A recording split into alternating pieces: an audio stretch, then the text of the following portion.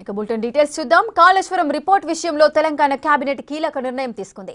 నివేదికపై అసెంబ్లీలో చర్చించి నిర్ణయం తీసుకుంటామని ప్రకటించారు సీఎం రేవంత్ రెడ్డి. మాజీ సీఎంతో సహా సభలోని అందరి అభిప్రాయాలు తీసుకుని ఫైనల్ నిర్ణయం ఉంటుందన్నారు రేవంత్. ఇందులో రాజకీయాల కక్షలకు తావులేదన్నారు. పేరు మార్చి అంచనాలు మార్చి అవినీతికి పాల్పడి అక్రమాలకు పునాదులు వేసి నిర్మించిన కాళేశ్వరం ప్రాజెక్టు ఈరోజు కూలిపోయింది. స్పష్టంగా కమిషన్ ఇందులో ఈ వివరాలన్నిటిని పొందుపరిచింది. దానికి సంబంధించిన ప్రజాప్రతినిధులు, ఐఏఎస్ అధికారులు, ఇంజనీరింగ్ నిపుణులు, నిర్మాణ సంస్థలకు సంబంధించి పూర్తి వివరాలను విశ్లేషణాత్మకంగా వారు రిపోర్ట్ ఇవ్వడం జరిగింది.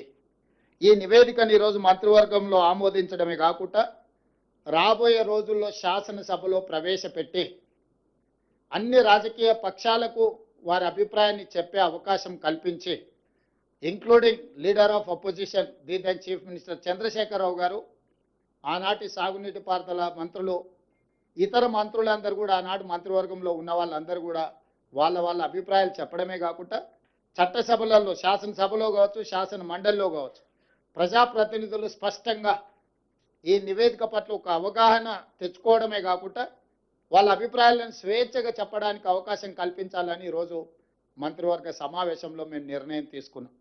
అందుకే ఈ 665 పేజీల నివేదికను తొందరలోనే శాసనసభ, శాసన మండలి సమావేశాలను ఏర్పాటు చేసి అక్కడ ఈ నివేదికను ప్రవేశపెట్టి అందరి అభిప్రాయాలు పరిగణలోకి తీసుకున్న తర్వాత భవిష్యత్ కార్యాచరణను, కమిషన్ సూచించిన సూచనలను అమలు చేయడానికి ప్రభుత్వం ముందుకు వెళ్తుంది.